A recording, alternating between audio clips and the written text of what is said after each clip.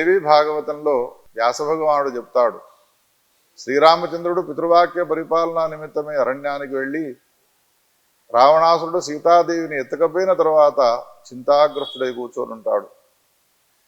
సమీపంలో లక్ష్మణుడు అనేక రకాలుగా ఓదార్పు మాటలు చెప్పుతూ ఉన్నప్పటికీ కూడా ఆ మాటలను విని ఓదార్పు పొందడం లేదు. ఇంతలో నారదుల వారు వచ్చినారు అక్కడికి. ఏమయ్యా రామా, చింతాగ్రస్తుడై ఉన్నావు, కారణం ఏమిటి అని అడిగితే అప్పుడు శ్రీరామచంద్రుడు నారదుల వారికి ఈ విధంగా చెప్తున్నాడు, హే నారదా, నీవు సర్వజ్ఞుడవు, నీకు తెలియని విషయం అంటూ ఉండదు. అయినా చెప్తున్నాను విను. పితృవాక్య పరిపాలనా నిమిత్తమై అరణ్యానికి వచ్చినటువంటి నేను సీతా లక్ష్మణులతో సంచారం చేస్తూ ఉండగా ఎవడో రాక్షసుడు నా భార్య అయినటువంటి సీతాదేవిని ఎత్తుకపోయినాడయ్యా. ఆమె వియోగాన్ని నేను తట్టుకోలేకుండా ఉన్నాను. పోగొట్టుకున్నటువంటి సీతాదేవిని పొందడం కోసము నేను చాలా అనేక రకాలైనటువంటి రీతుల్లో ఉపాయాలను ఆలోచిస్తూ ఉన్నాను. నాకు ఏ ఉపాయము తోచడం లేదు.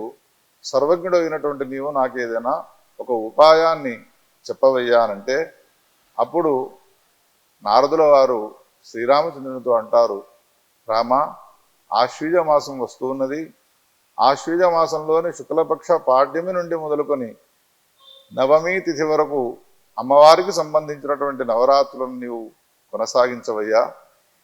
అరణ్యంలో తోచినటువంటి రీతిలో నీకు ఏ పదార్థాలు దొరుకుతాయో, పూజా సంభారాలు నీకు సంప్రాప్తమవుతాయో వాటితో నీవు అమ్మవారిని పూజించు, తప్పకుండా నీకు మేలు జరుగుతుంది అనే ఉపాయాన్ని చెప్పినాడు.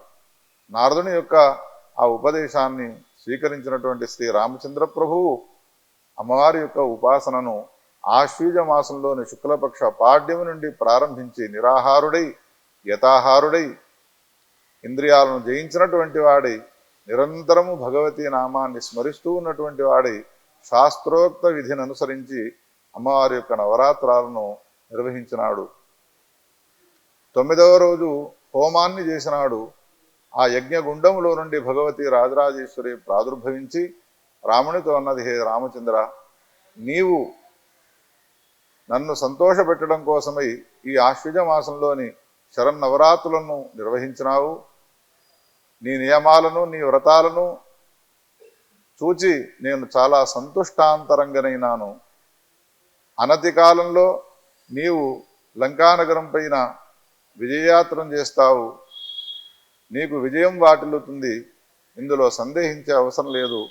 లోకకంటకుడైనటువంటి సామాన్యుల చేత అవధ్యుడైనటువంటి ఆ రాక్షసుడు కుంభకర్ణాదులతో కూడుకున్నటువంటి రావణాసుడు సంహరింపబడతాడు. నీ చేత అశేషమైనటువంటి ఖ్యాతిని పొంది అనేక సంవత్సరాలు, వేలాది సంవత్సరాలు నీవు రాజ్యాన్ని పరిపాలిస్తావు. నీవు పరిపాలించే రాజ్యాన్ని రామరాజ్యం అనే పేరుతో పిలుస్తారు అనేటువంటి మాటలను చెప్పి అంతర్ధానమైపోయినది.